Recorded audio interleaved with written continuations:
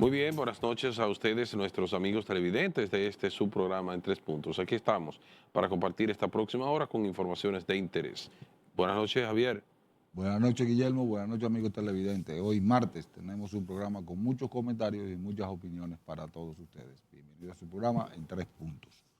Como tú le preguntas, Flavio, ¿con qué vamos a comenzar en el día de hoy? Bueno, a propósito de Flavio, extensivo nuestro saludo a la distancia, ya que el hermano pues no está con nosotros por situaciones de salud, De la gripe. sí, del virus realmente que anda fruto de este cambio climático y esperamos pronta recuperación. Bien, pues iniciamos, Javier, comentando la decisión acá en la ciudad capital de, de mejorar el tránsito en atención a las disposiciones que ha emitido el Intran para la circulación de, de algunas vías principales en el centro de- del Distrito Nacional, específicamente en la López de Vega, Polígono Tiradentes, Central. correcto, Tiradentes y otras intersecciones. En lo que tiene que ver con esta disposición que se tenía previsto que iniciase hoy, la DGC ha anunciado que será a partir de este fin de semana. Yo me sorprendí porque eso no se publicó, no se dio a conocer. Hoy precisamente yo iba atento e incluso tomé unas vías alternas a las que estoy acostumbrado a ir a realizar mis labores porque me afecta, o sea, por la vía que normalmente yo tenía establecido. Sin embargo, después que veo que algunos vehículos están girando donde no se va a poder hacer el giro a la izquierda, de norte a, de sur a norte, en la Abraham Lincoln, en la López de Vega específicamente, pues me entero por las redes sociales que esta disposición entrará en vigencia este fin de semana. Tiene que haber una mayor comunicación, porque así como yo, había muchas personas también que entendían que ya iba a iniciar esta disposición. Lo que queremos ver realmente si va a mejorar el tránsito conjuntamente con otras acciones de los horarios que se tienen establecidos en algunas instituciones, en las instituciones públicas específicamente. Todavía no ha entrado en vigencia, se ha anunciado una serie de disposiciones que esto contribuiría significativamente en específicamente en aquellas instituciones públicas que ofrecen un servicio al ciudadano. Y qué bueno, porque se necesita esto. No es posible que las instituciones que ofrecen un servicio de atención al ciudadano no tengan otras opciones fuera del horario laboral. Cuando una persona que trabaja en los horarios normales se le presenta una situación para ir a solicitar un documento a una institución, tiene obligatoriamente que pedir un permiso y esto contribuye a muchas veces un sacrificio económico y para las empresas también una situación para las instituciones que esa persona no tiene que solicitar un permiso en el horario regular para realizar una gestión, una diligencia. Y eso es importantísimo. Hay algunas instituciones que ya han ido tomando esas previsiones para dar un mejor servicio al ciudadano, porque las instituciones públicas y las privadas también, aquellas que ofrecen servicios, están dadas a facilitarle la gestión al ciudadano. Y está el caso de la Junta Central Electoral, que hay que reconocer, que aunque faltan muchas cosas todavía por mejorar, pero han ido avanzando. Y han ido avanzando en el sentido de eficientizar los servicios al ciudadano en las ciudades grandes, específicamente en el Gran Santo Domingo y en Santiago, que ya han colocado los puntos GOV, que son los puntos del gobierno donde donde están unificadas todas esas instituciones de servicio. Ahí está la DIDA, ahí está la TCS, ahí está Pasaporte, está la Junta Central Electoral también, está, ¿cuáles otras instituciones? Bueno, muchísimas instituciones tienen cubículos en estos puntos COB que están establecidos en algunas plazas. Por ejemplo, acá en el Distrito Nacional están ubicados en Sanvil, están ubicados de aquel lado, en la zona oriental, en Megacentro, y trabajan hasta las 8 de la noche o 8 de la noche, si mal no recuerdo. Y lo que tiene que ver con la Junta Central Electoral, tiene los centros de atención al ciudadano en las plazas, que trabajan hasta los fines de semana, incluyendo los días feriados. Por ejemplo, en Plaza Central, que hay un excelente servicio de atención al ciudadano, porque el personal tiene también esa vocación de servicio. Porque hay otras que uno va y como que el personal no tiene esa vocación de servicio. Pero doy testimonio, igual que también en Bellavista Mall existe otra, en Galerías 360 existe otra oficina de atención al ciudadano de la Junta Central Electoral, que reitero, trabajan de 9 de la mañana los días normales, o de 8 a 2 de la tarde y de 2 a 9. Y los sábados trabajan de 10 a 4 de la tarde, y los domingos trabajan de 10 a 2 de la tarde. Y esto realmente beneficia al ciudadano, porque, como decíamos, tiene la oportunidad de ir en cualquier momento fuera de su horario laboral a requerir un servicio. Lo propio debe hacerse en las demás instituciones. Ya el Ministerio de Educación ha anunciado que establecerá un horario de 2 horarios, y el de la tarde, el vespertino, será de 2 a 9 de la noche.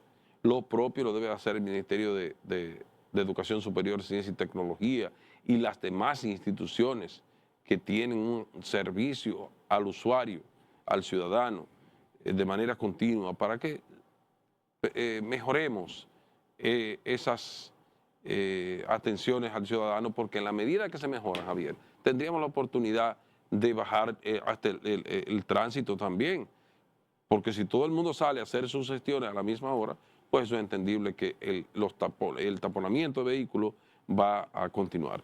Yo me imagino que las medidas que entraron hoy son producto de estudios de tráfico que se han realizado en la ciudad de Santo Domingo y en otras ciudades. Pero esta mañana yo andaba con mis sobrinos y realmente es increíble el tapón que se mantiene en la ciudad de Santo Domingo. ¿Y tú sabes cuál era la razón fundamental? Que los agentes de la DGCET siguen dirigiendo el tránsito, aún estando los semáforos en funcionamiento, sin problemas de ningún tipo, simple y llanamente dirigiendo el tránsito. O la ruta presidencial, o para donde va a trasladarse el presidente, los miembros del CUSEP, dirigiendo el tránsito, y crean los tapones que uno no se imagina. En el día de hoy, que fue el día de comenzar las medidas anunciadas, las 150 medidas anunciadas por el ministro de la Presidencia, pues hoy la ciudad se convirtió en un caos. Yo estoy de acuerdo con las medidas anunciadas, no doblar en ciertas avenidas, giros hacia la derecha o hacia la izquierda. Son medidas que no van a permitir entaponar un carril determinado. Pero si hay un semáforo en la John F. Kennedy con Máximo Gómez, ¿por qué hay que tener a un miembro de la DGCET dirigiendo el tránsito cuando el semáforo está correctísimo y en buen estado? ¿Por qué? Porque no, eso es nada más en República Dominicana. Y entre esas medidas que anunció el ministro de la Presidencia, yo entiendo que debieron poner la prohibición de que agentes de AMET se coloquen debajo de un semáforo a dirigir el tránsito cuando está en funcionamiento. Esa es una de las medidas que hace falta. La John F. Kennedy estuvo inundada desde el 9 hasta la Máximo Gómez y la 27 de febrero también. O sea, que seguimos en el primer día probando, viendo, y yo personalmente apuesto a que se va a solucionar, pero hay que seguir tomando medidas porque las que han tomado no dan abasto. A propósito de ello también, del tránsito, pues hay una decisión a partir de hoy que se retomó de nuevo el, Parqueate bien. los movimientos o los remolques de aquellos vehículos que están parqueados en lugares no autorizados. En el casco urbano acá del Distrito Nacional, reitero, en coordinación con la DGCEC, el Intran, pues se estuvo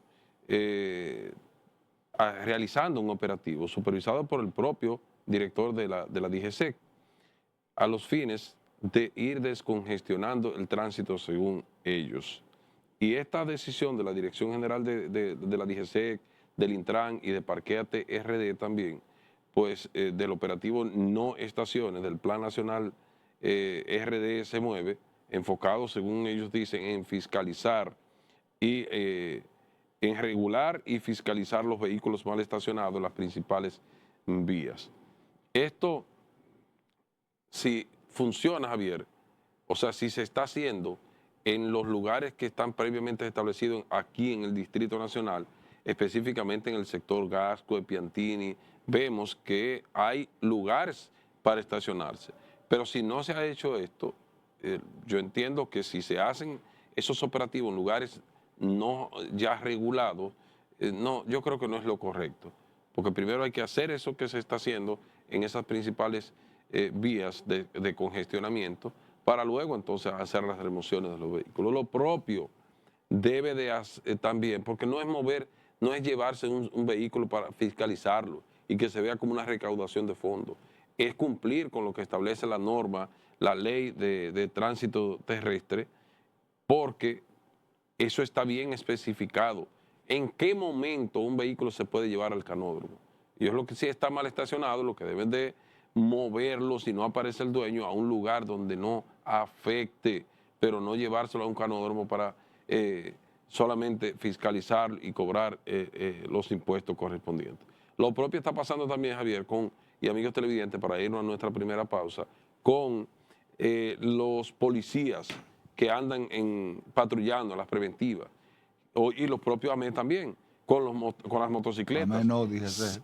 El miembro de la DGCEC, con las motocicletas, que detienen a un conductor y presentándole las documentaciones que están establecidas en la propia ley, ellos de manera arbitraria deciden montarle su motocicleta en una grúa para llevárselo a un canódromo, cuando lo que corresponde es fiscalizarlo, ponerle una multa si tiene una infracción, si falta una luz o cualquier otra de las disposiciones que están contenidas en la ley de tránsito, y no abusar. Y los policías de la preventiva, como andan patrullando por ahí, le encanta decir, vamos al destacamento, vaya a buscarlo allá. Pero ustedes saben para qué. Y eso es una práctica que debe de existir una decisión de las altas instancias, del propio director de la Policía Nacional, de la propia ministra de Interior y Policía, para quitarle el macuteo a muchos de ellos que practican, que utilizan esta práctica para macutear a esos tristes infelices. Y no justifico que anden violentando una norma. Vámonos a nuestra primera pausa comercial y de inmediato retornamos. Muy bien, continuamos en este subprograma en 3 puntos.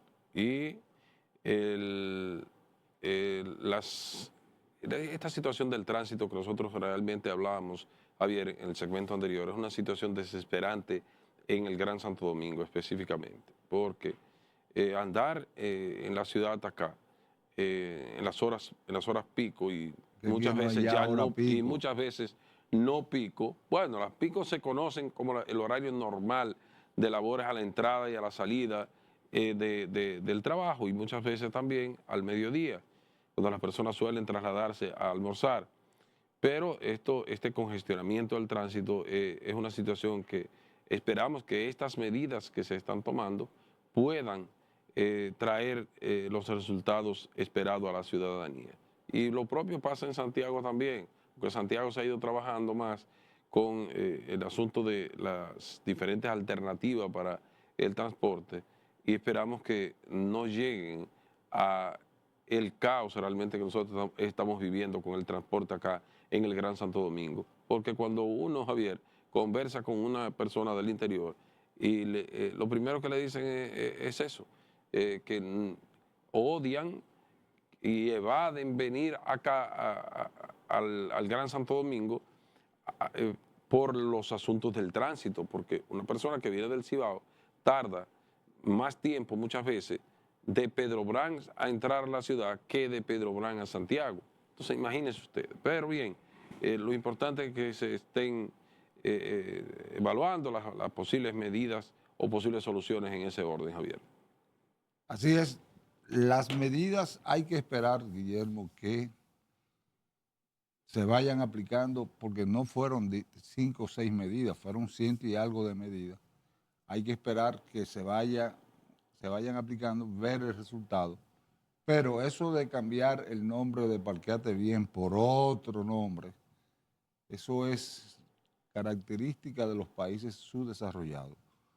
Es el mismo plan, va a tener el mismo objetivo, pero como aquel director ya no está, hay que ponerle un nombre nuevo a este proyecto que se va a continuar. Pero así son las cosas de nuestro país. Bueno, vamos a ver. Hay un proyecto de ley, Javier, que está cursando en el Congreso Nacional hace varios años y ha dado muchas vueltas y todavía no logra un consenso para que los legisladores puedan tomar la decisión de aprobarlo en ambas cámaras y enviarlo al Poder Ejecutivo a los fines de que este sea promulgado, sea convertido en ley. Es el de la regulación de los alquileres, porque es una ley muy vieja y debe de adecuarse realmente.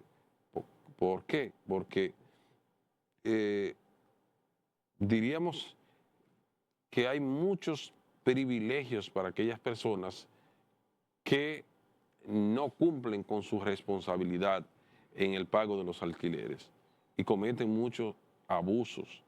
Y en atención a ello, pues se debe de regularizar la norma para que haya una responsabilidad de parte y parte, tanto del propietario de un inmueble como del inquilino. Y con relación a ese proyecto, Finjus cuestiona aspectos del proyecto de la ley de alquileres, y esos aspectos que Finjus critica son los siguientes. Advierte que ese proyecto, sobre una serie de observaciones que plantean a este proyecto, en atención a que fue aprobado en primera lectura por la Cámara de Diputados y que busca regular esas obligaciones, como decíamos anteriormente, entre inquilinos y propietarios. En ese orden, pues Finjus expresa su preocupación en el sentido de que por varias disposiciones contenidas en esta propuesta, de las cuales, según afirmó, podrían generar efectos adversos si no son corregidas y precisadas de manera adecuada. Ellos consideran indispensable, me refiero a Finjus, reformular aspectos sustantivos procedimentales en el orden de que afectan la autonomía contractual, la seguridad jurídica y la operatividad del sistema judicial, indicó Finjus en un comunicado, Javier.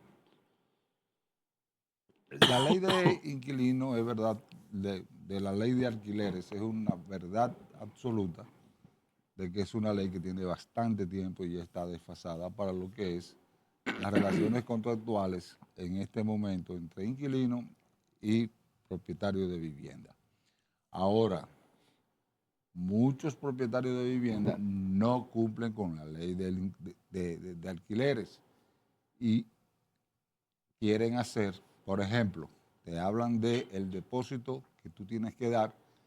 La ley te habla de que tienen que depositarlo en el Banco Agrícola. ¿Cuántos dueños de No, inmuebles? ya no, ya eso, Bueno, lo sí, ya eso decían, varió. pero o lo decía la misma ley. Sin embargo, ¿cuántos lo depositaron en el Banco Agrícola? Se han cometido muchos horrores con los inquilinos de parte de los propietarios, y más en los niveles bajos, que te hacen, que es a la mala que se llevan las relaciones contractuales. Yo entiendo que ya por el tiempo que tiene la ley de inquilinato debe de ser modificada. Lo que pasa es que en este país, Guillermo, el consenso es algo que siempre todo el mundo lo quiere y nadie lo aplica. Así que la ley de inquilinato hay que revisarla para que adaptarla a los tiempos modernos, pero pedir un consenso es muy difícil. Cuando hablo del consenso me refiero en las cámaras legislativas. Va a ser muy difícil porque esa es la idiosincrasia de nosotros, los dominicanos. Pero hay que tener mucho cuidado y atender a Finjus, que es una organización sin fines de lucro que es especializada en temas jurídicos. Legales. Correcto. Entonces, estas observaciones que hacen o estas necesidades de un tratamiento diferenciado para los distintos tipos de alquileres, dice lo siguiente, que uno de esos aspectos que Finjus señala que deben de ser corregidos son que debe de conseguirse, diríamos que es la falta de diferenciación entre los alquileres de uso habitacional y aquellos destinados para fines comerciales, industriales o turísticos, y tratar estos regímenes de forma homogénea que puede afectar negativamente al dinamismo económico, en particular a la inversión y a la libertad contractual, según observa Finjus.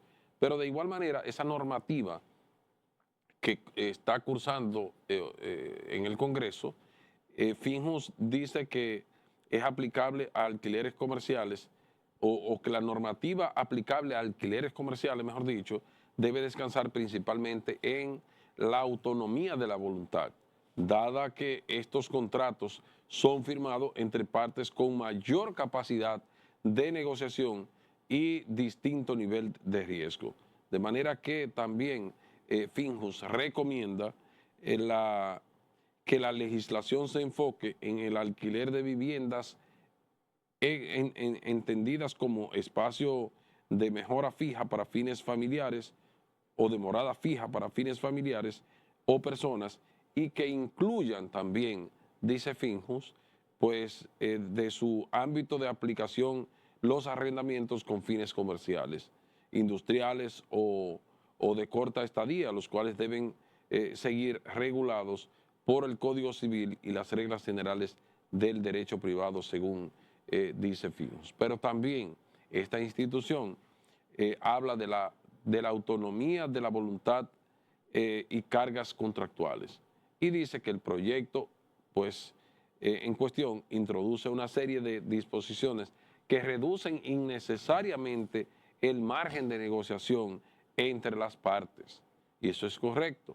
¿Por qué? Porque usted debe de usted no puede encajonar a un inquilino y a un propietario a una decisión que puede muy bien tener esas flexibilidades entre las partes, y las partes se ponen de acuerdo entre qué cosas pueden negociar y cuáles no.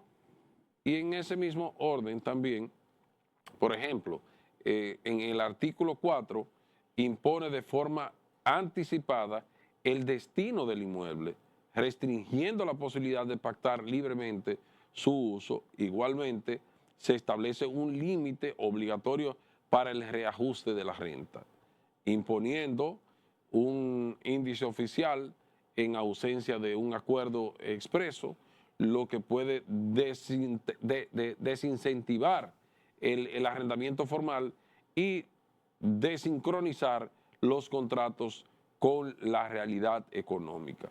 También se observan disposiciones, según dice la Finjus, que colocan cargas excesivas al arrendador, como la obligación de ofrecer el inmueble en venta al inquilino sin un pacto previo. Es una locura.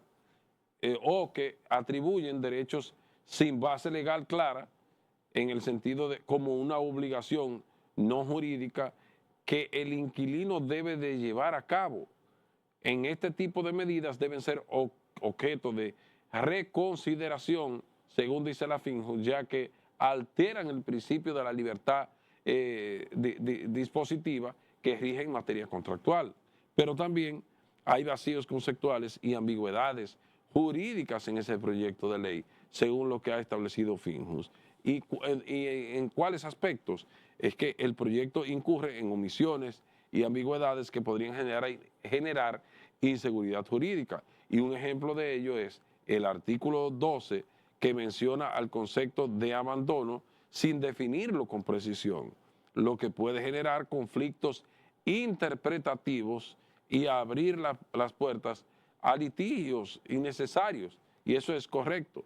De manera que hay aspectos procesales y de ejecución también que hay que atender, entre otros. Ese vacío normativo debe de ser subsanado mediante la incorporación de un procedimiento uniforme que establezca reglas claras sobre la ejecución y la garantía que debe de establecerse en un contrato entre las partes. Eso es importante, porque si bien es cierto, como decíamos al inicio del comentario, Javier, que esa ley necesita adecuarse para darle diríamos, una mayor responsabilidad al inquilino y de igual manera también al propietario del inmueble, pero hay estas oportunidades a mejorarla, que estamos a tiempo, y qué bueno que lo hace una institución que tiene una gran capacidad, que es competente para poder criticar y sugerir que se corrijan estos entuertos en este proyecto de ley sobre el inquilinato de la República Dominicana. Vamos a esperar que ya incluso está aprobada por la Cámara de Diputados, a ver qué dirá el Senado de la República. Muy bien, vámonos a nuestra siguiente pausa comercial y de inmediato retornamos. Muy bien, y a propósito de, en el segmento anterior hablábamos de proyectos de ley, pero ya estamos hablando de leyes que fueron promulgadas, o una ley que fue promulgada en el día de hoy, que se dio a conocer, y es la ley, Javier, de hidrocarburos. El gobierno promulga la ley de hidrocarburos.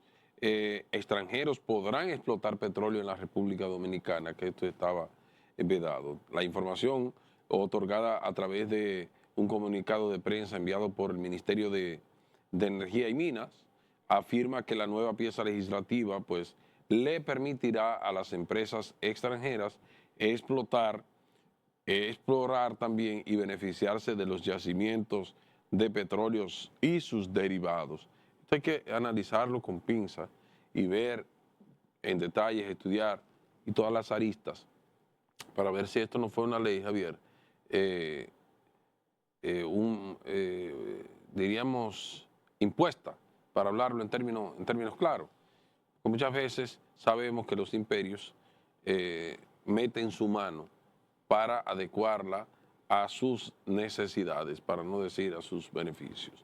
De manera que el presidente Luis Abinader promulgó en el día de hoy la ley que se denomina 3725, que modifica los artículos 4 también de la ley 4532, mediante la cual se actualiza el marco legal de la explotación y los beneficios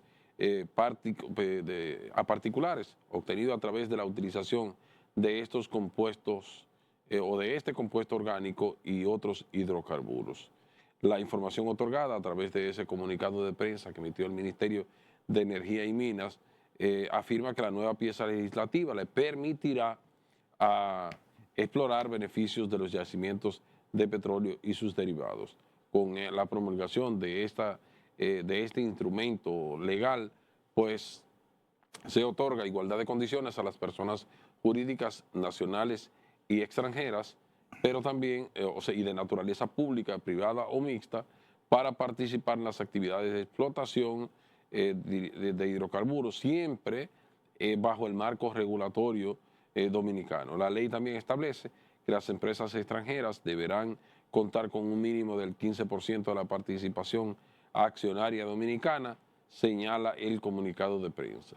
El documento enviado también a los medios de comunicación y el que estamos recibiendo en estos precisos momentos, pues en esa legislación se establece un régimen más actualizado y competitivo, según lo que dice el Ministerio de Energía y Minas, para atraer inversiones nacional e internacional, y de igual forma también la búsqueda y aprovechamiento de los yacimientos de petróleo, gas natural y otros combustibles similares en el territorio y espacios marítimos bajo la jurisdicción dominicana. Mediante ese mismo comunicado, el Ministerio de Energía y Minas, presidido por Joel Santos, resalta que la promulgación de esta ley pues constituye un paso fundamental para proporcionar o posicionar, mejor dicho, a la República Dominicana en el mapa en la inversión de hidrocarburos en América Latina y el Caribe. Esta legislación, dice él, que es un hito que nos permite a la República Dominicana abrir las puertas al desarrollo de un sector con gran potencial para contribuir a la seguridad energética, atracción y capital extranjero y generación también de empleos de calidad. Es también un respaldo jurídico que genera confianza para los inversionistas, sostuvo el Ministerio de Energía y Minas. Hay una ronda petrolera en el 2026, dice este ministerio, que anuncia que esta nueva legislación sienta las bases para la celebración de una ronda petrolera en el 2026, mediante el cual se licitarán bloques de explotación en distintas zonas del país que ya han sido objeto de estudios geológicos preliminares y que ya se han iniciado trabajos técnicos y normativos para garantizar esa ronda de actores interesados y comprometidos con el desarrollo responsable de los recursos de hidrocarburos, Javier.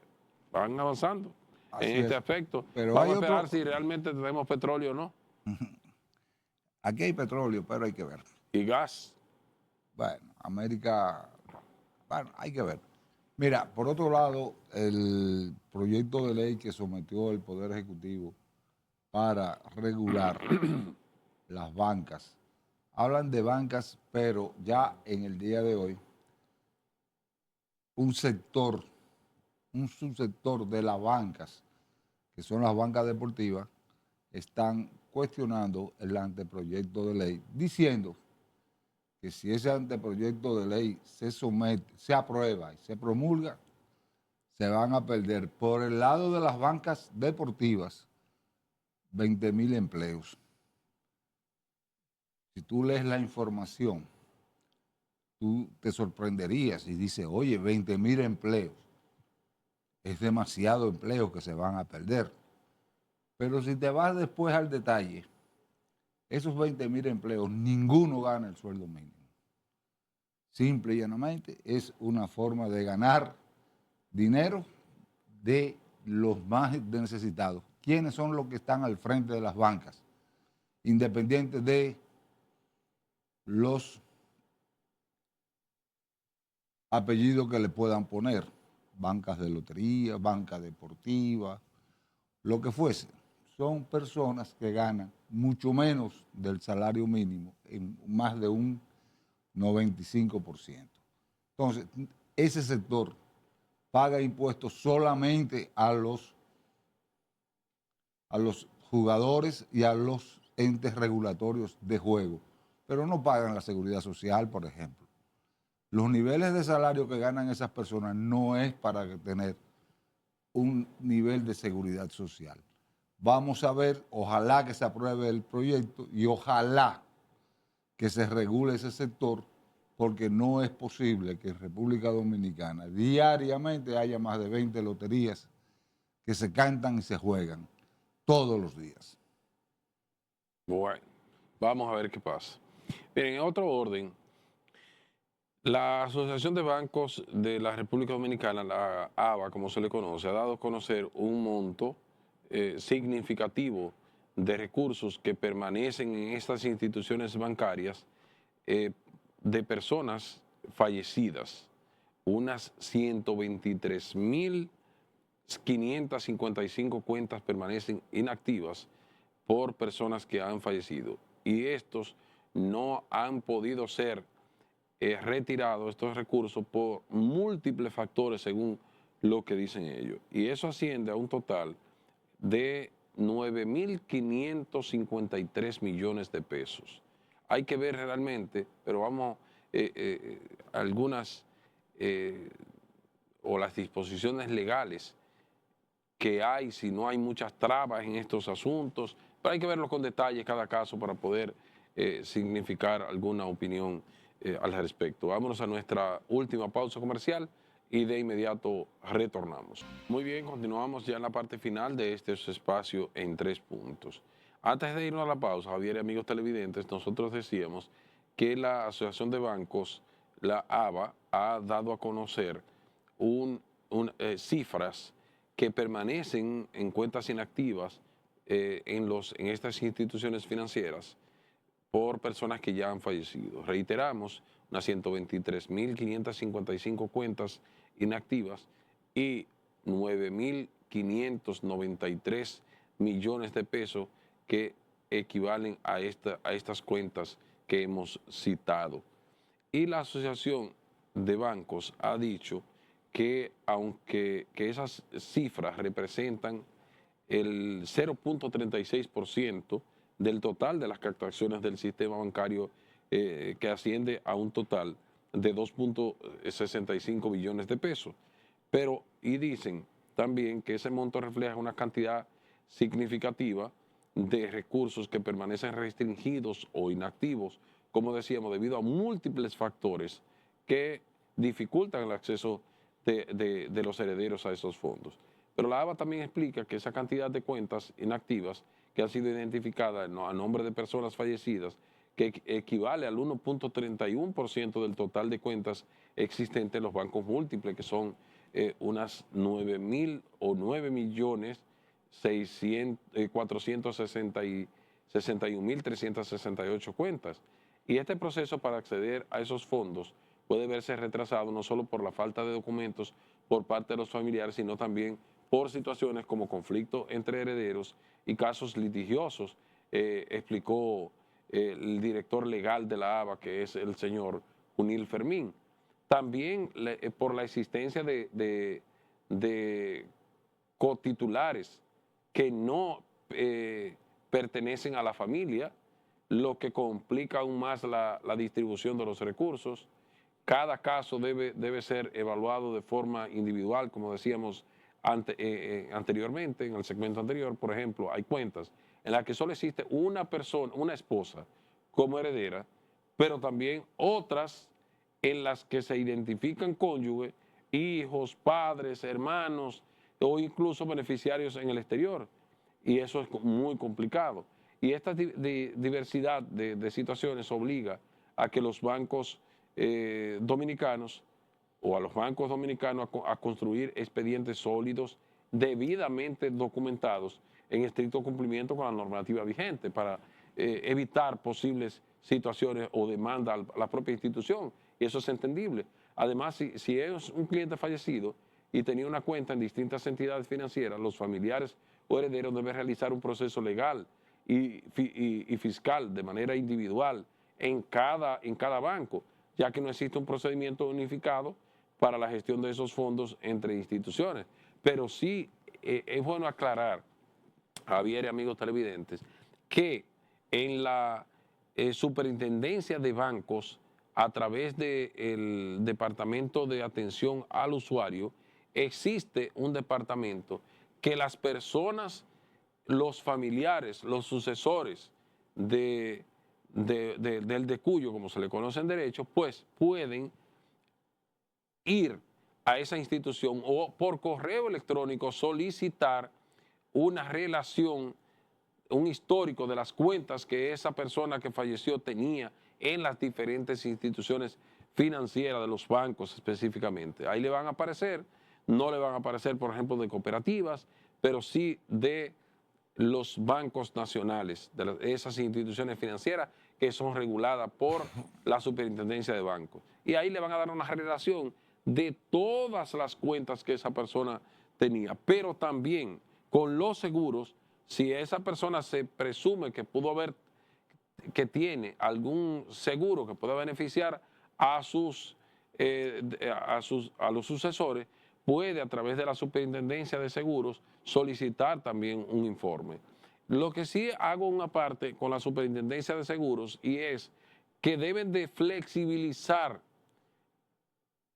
los requisitos para que el interesado pueda obtener estos servicios, porque son muy costosos en la superintendencia de seguros. Sin embargo, la superintendencia de bancos son gratuitos. Usted solamente tiene que presentar calidad, como se conoce en derecho, para poder recibir esa información. O sea, que tiene que ser un hijo, la esposa, no puede ser, y presentando también las documentaciones que sustenten esa calidad, como por ejemplo, si es una esposa, presenta la acta de defunción, la cédula de la persona. ¿Y el acta de matrimonio? Y de igual manera el acto de matrimonio con el acta de defunción. O si es un hijo, presenta los documentos del fallecido y presenta un acta de defunción con su cédula para validar que tiene calidad para solicitarlo. Y se puede resolver eso. Lo que pasa es que hay muchas personas que no tienen el conocimiento o no buscan la asesoría también de un profesional del derecho, pero para eso, para hacer esa gestión, no se necesita pagarle a un profesional del derecho. Cualquier persona interesada puede hacerlo de manera particular y recibir esas informaciones. Y con eso de esos fondos que están ahí, que ha dado a conocer la Asociación de Bancos de la República Dominicana, la ABA, hay muchas situaciones como esa que decíamos. Y por falta de orientación muchas veces, trabas también en la propia Junta Central Electoral con documentaciones que no se corresponden y tienen que someter también procesos de rectificación de acta ante el Tribunal Superior Electoral y otras que si son simples se pueden solicitar de manera administrativa una corrección administrativa por la propia Junta Central Electoral, entre otras situaciones. Pero sí estamos conscientes de eso que dice la ABA, que son, Javier, muchas situaciones particulares que se pueden dar, que hay que analizar cada caso para ver las dificultades. En el único país del mundo que tú tienes aquí, que los herederos de cualquier persona se acercan a las instituciones oficiales, legales, a cualquier tipo de documentación o cualquier tipo de diligencia, tú te encuentras que no te dan el servicio que tú estás buscando. Si vas a los bancos, tú sabiendo que tus padres o tu padre o tus hermanos o lo que fuese tienen cuenta en ese banco, te la ponen difícil porque no quieren que tú retires el dinero. No, pero ahí está, por eso estamos orientando, Javier. Diciendo, sí, pero por eso estamos orientando. Pueden ir a la superintendencia de bancos y requerir esa información y se la dan completa de todos los bancos que hay. Pero te estoy diciendo, pero en el único país que te la quieren poner difícil es en este. Vas a una institución pública a buscar cualquier información de un familiar y no te la quieren dar. Se apuesta y se pide todo el tiempo transparencia, transparencia y transparencia, y lo que nosotros hacemos es menos transparente en el día a día con respecto a las informaciones que tú vayas a buscar, o de tus padres, de tus hermanos, de tus hijos. Todo es un misterio. Y más cuando los hijos pasan de 25 años, te dicen que no califican. Bueno, vámonos a despedir, Javier, porque el tiempo realmente ha culminado. Invitarles para que mañana a esta misma hora y por este espacio nos esperen. Feliz noche. Buenas noches. Que la Asociación de Bancos, la ABA, ha dado a conocer cifras que permanecen en cuentas inactivas en estas instituciones financieras por personas que ya han fallecido. Reiteramos, unas 123.555 cuentas inactivas y 9.593 millones de pesos que equivalen a estas cuentas que hemos citado. Y la Asociación de Bancos ha dicho que aunque esas cifras representan el 0.36% del total de las captaciones del sistema bancario, que asciende a un total de 2.65 billones de pesos. Pero, y dicen también que ese monto refleja una cantidad significativa de recursos que permanecen restringidos o inactivos, como decíamos, debido a múltiples factores que dificultan el acceso de los herederos a esos fondos. Pero la ABA también explica que esa cantidad de cuentas inactivas que han sido identificadas a nombre de personas fallecidas, que equivale al 1.31% del total de cuentas existentes en los bancos múltiples, que son unas 9.000 o 9.461.368 cuentas. Y este proceso para acceder a esos fondos puede verse retrasado no solo por la falta de documentos por parte de los familiares, sino también por situaciones como conflicto entre herederos y casos litigiosos, explicó el director legal de la ABA, que es el señor Junil Fermín. También por la existencia de cotitulares que no pertenecen a la familia, lo que complica aún más la distribución de los recursos. Cada caso debe ser evaluado de forma individual, como decíamos anteriormente, en el segmento anterior. Por ejemplo, hay cuentas en las que solo existe una persona, una esposa, como heredera, pero también otras en las que se identifican cónyuges, hijos, padres, hermanos o incluso beneficiarios en el exterior. Y eso es muy complicado. Y esta diversidad de situaciones obliga a que los bancos dominicanos o a los bancos dominicanos a construir expedientes sólidos, debidamente documentados, en estricto cumplimiento con la normativa vigente para evitar posibles situaciones o demanda a la propia institución. Y eso es entendible. Además, si es un cliente fallecido y tenía una cuenta en distintas entidades financieras, los familiares o herederos deben realizar un proceso legal y fiscal de manera individual en cada banco, ya que no existe un procedimiento unificado para la gestión de esos fondos entre instituciones. Pero sí es bueno aclarar, Javier y amigos televidentes, que en la superintendencia de bancos, a través del Departamento de Atención al Usuario, existe un departamento que las personas, los familiares, los sucesores del decuyo, como se le conoce en derecho, pues pueden ir a esa institución o por correo electrónico solicitar una relación, un histórico de las cuentas que esa persona que falleció tenía en las diferentes instituciones financieras de los bancos específicamente. Ahí le van a aparecer, no le van a aparecer, por ejemplo, de cooperativas, pero sí de los bancos nacionales, de esas instituciones financieras que son reguladas por la superintendencia de bancos. Y ahí le van a dar una relación de todas las cuentas que esa persona tenía, pero también con los seguros, si esa persona se presume que tiene algún seguro que pueda beneficiar a los sucesores, puede a través de la superintendencia de seguros solicitar también un informe. Lo que sí hago una parte con la superintendencia de seguros y es que deben de flexibilizar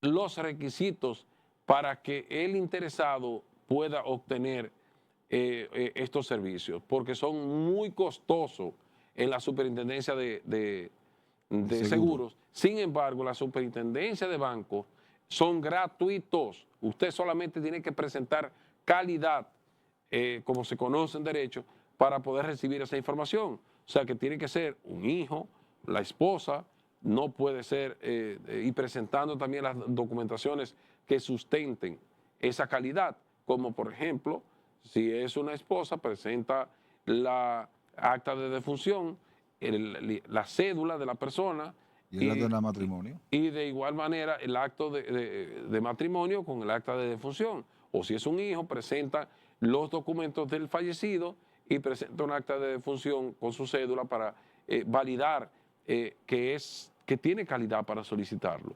Y se puede resolver eso. Lo que pasa es que hay muchas personas que no tienen el conocimiento o no buscan la asesoría también de un profesional del derecho, pero para eso, para hacer esa gestión, no se necesita pagarle a un profesional del derecho. Cualquier persona interesada puede hacerlo de manera particular y recibir esas informaciones. Y con eso de esos fondos que están ahí, que ha dado a conocer la Asociación de Bancos de la República Dominicana, la ABA, hay muchas situaciones como esa que decíamos.